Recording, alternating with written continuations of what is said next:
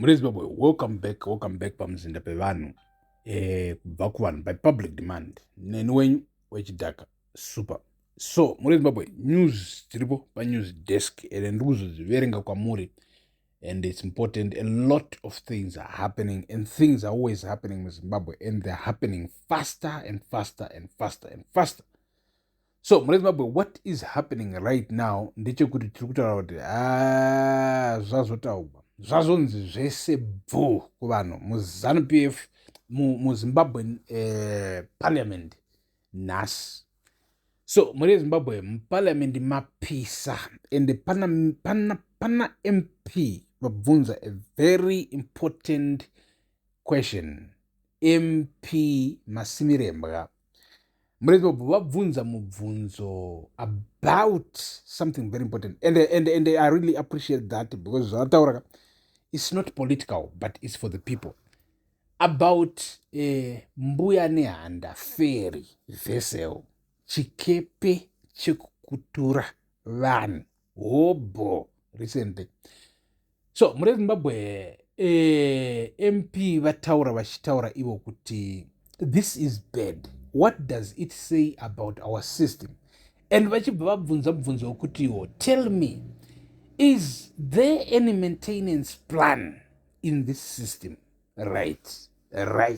Ipapap, maintenance plan. Zimbabwe, this is painful, this is boring, this is not good. Let me say this. Unoona kana nyika ikaranwa nevanhu vekuti they just don't have any business experience. It's so bad.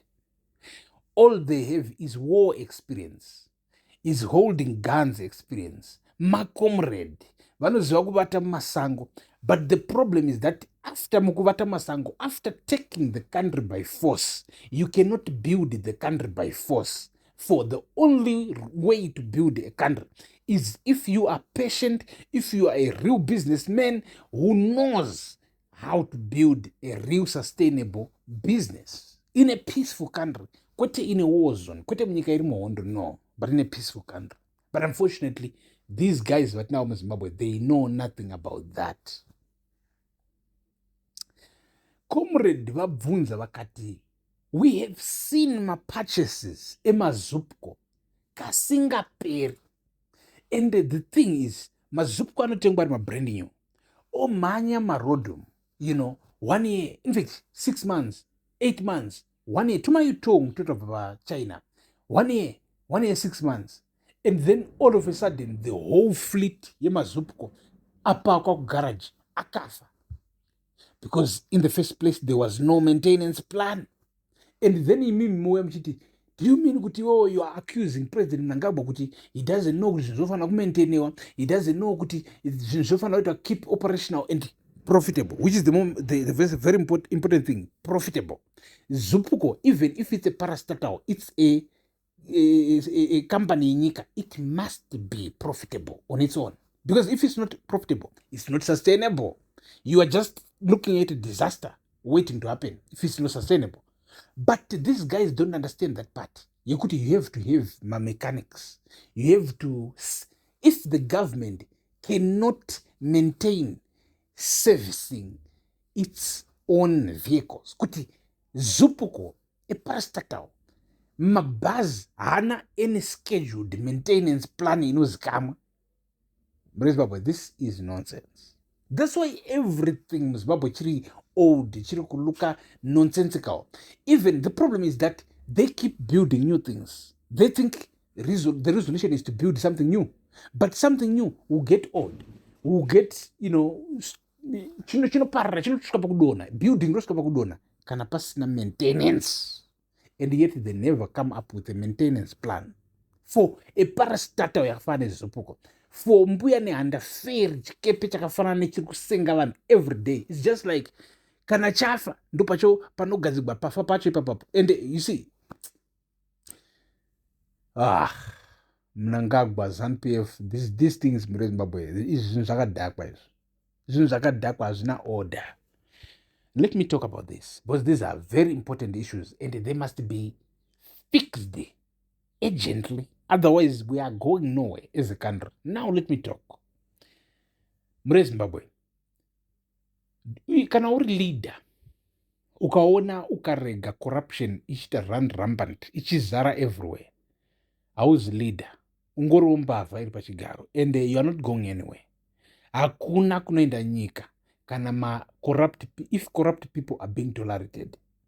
DDF chero kanzi kwanzi yareceive mari to maintain its vehicles, to maintain its ships seDDF yokukaribau, and then yareceive mari. Do you know what happens muZimbabwe? Do you know what happens kana muZimbabwe ari kushanda muDDF or receive mari yekunzi iyi $2,000 US dollars?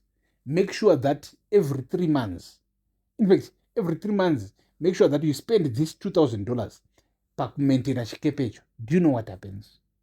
Do you know what happens? I mean, isn't it obvious?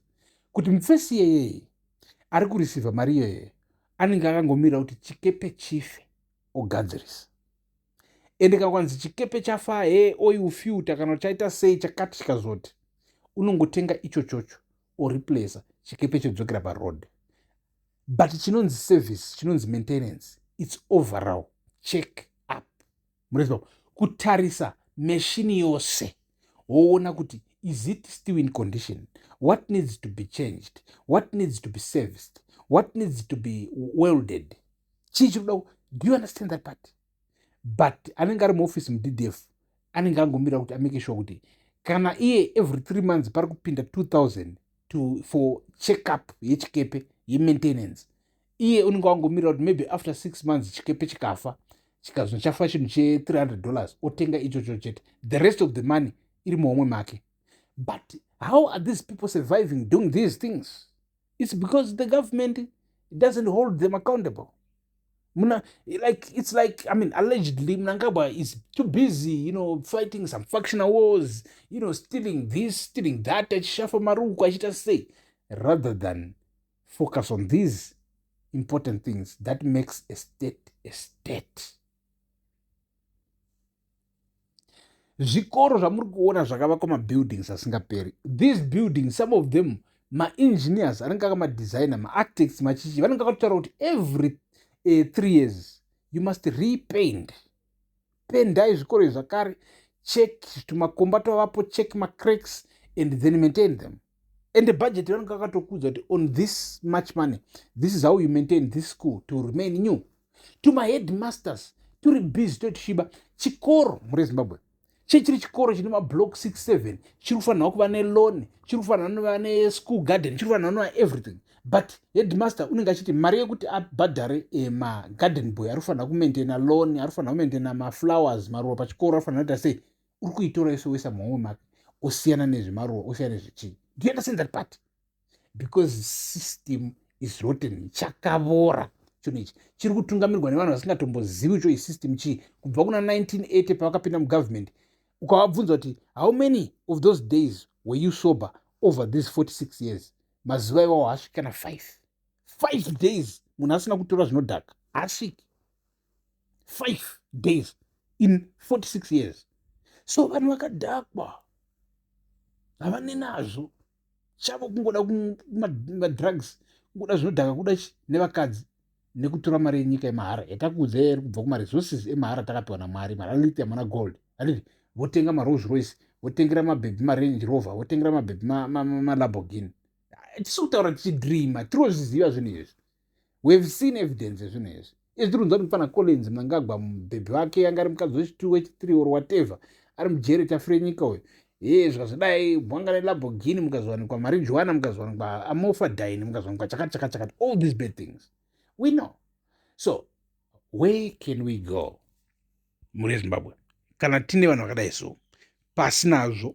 So zvese zvataugwa, let's stay tuned muRezimbabwe. Thank you for watching. Rugare ngaruve nemi.